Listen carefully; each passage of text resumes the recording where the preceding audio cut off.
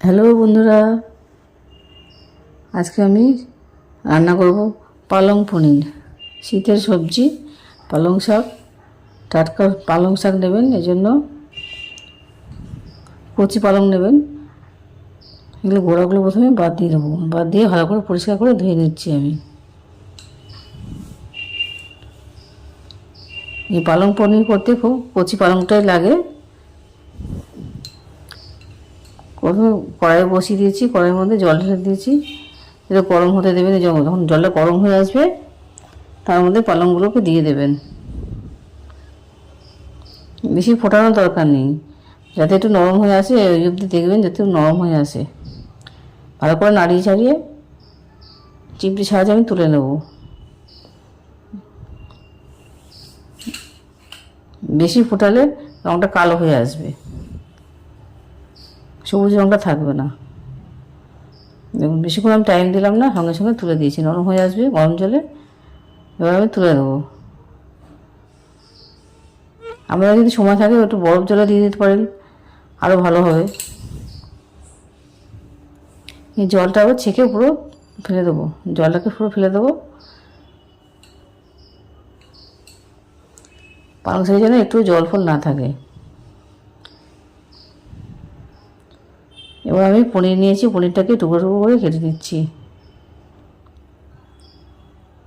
যতটা পরিমাণ পালং শাক নেবেন বুঝে সেই বুঝে পনিরটা আপনারা নিয়ে নেবেন। আমি পনিরগুলোকে পিস পিস করে নিচ্ছি। এই পনির ভাজার দরকার নেই।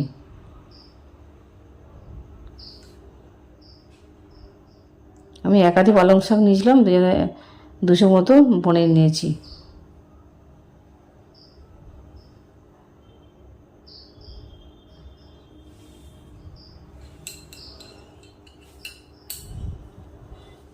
এবার মশলাটা আমি রেডি করব। একটা পাত্রের মধ্যে রসুন নিয়েছি, অল্প রসুন, বেশি নেবেন না, অল্প রসুন আদা। আমি তো নিরামিষ তৈরি করব, আপনারা চাইলে পেঁয়াজ দিয়ে করতে পারেন। আমি এটা নিরামিষ করব, এই জন্য রসুন আদা আর জিরা ধনে এইসব মশলাগুলো আমি দিচ্ছি একসঙ্গে, জল দিয়ে ভিজিয়ে নেবো একটুখানি।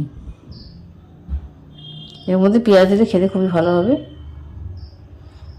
এবার এক এক করে আমি পেস্ট বানিয়ে নিচ্ছি। পালং শাকগুলো যে ঠান্ডা হয়ে আসবে মিক্সিতে পেস্ট করে নেবেন। এটা আর জল দেওয়া দরকার লাগবে না, এমনি নরম হয়ে যাবে।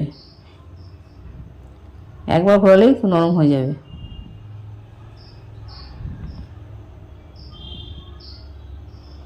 দেখুন আমার কাইটা তৈরি হয়ে গেছে, পালংয়ের কাইটা। এবার মশলাটাকেও রেডি করে নেবো এইভাবে। একটা টমেটো দিয়েছি, আদা রসুন যে ভিজিয়ে রেখেছিলাম ধনেটা, সেটাও দিয়ে দিচ্ছি এক এক করে।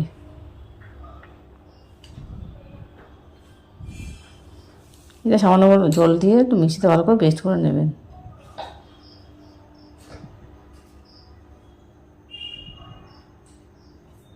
এই পালং পনির খেতে খুবই ভালো, রুটি দিয়ে খুবই ভালো লাগবে খেতে। কড়ার মধ্যে ঘি একটু তেল দিয়ে দেবো, দুটো একসঙ্গে মিশিয়ে কড়ার মধ্যে চাপিয়ে দেবেন।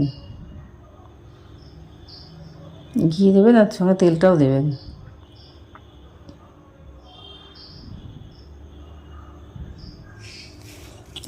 গরম হয়ে আসলে একটু ফোড়ন দিয়ে দেবো, আর জিরা ফোড়ন দিয়ে দেবো। ফোড়নটা যখন জিনিস ঠিক মতো হয়ে আসবে, হলুদ গুঁড়োটা আগে দিয়ে দিলাম। আর মশলা যে তৈরি করেছিলাম জিরা বাটা তাও দিয়ে দিলাম, জিরা ধনে মশলা যে রেডি করেছিলাম ওটাকেও দিয়ে দিলাম। ভালো করে একটু কষাচ্ছি। এবার নেড়ে চেড়ে ভালো করে কষাবে। দেখুন তেল বেরিয়ে আসলে তারপর পরে লঙ্কাটা দেবো, লঙ্কা ধনে পাতাটা দেবো, তাহলে ঝালটা বেশি হবে না, ঝালটা বেশি লাগবে না।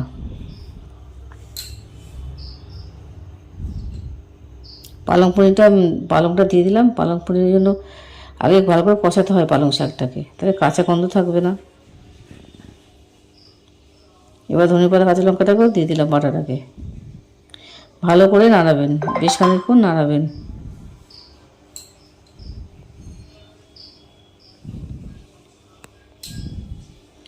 কষাতে কষাতে যেটুকু জল থাকবে জলটাও মরে যাবে। এবার সামান্য নুন দিয়ে দিলাম, স্বাদ অনুযায়ী নুনটা দিয়ে দেবেন আপনারা।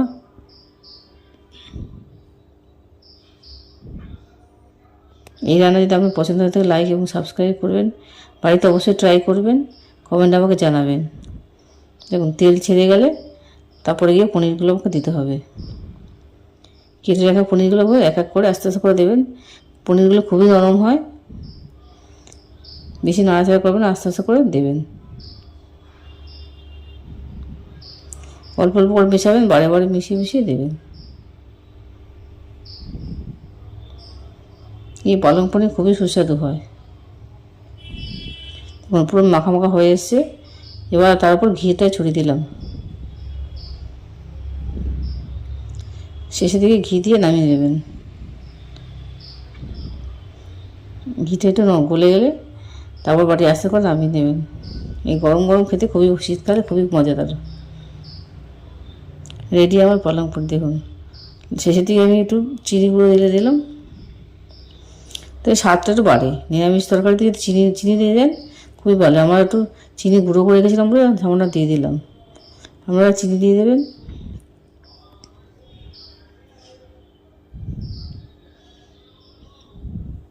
দেখুন রেডি হয়ে গেছে আমার।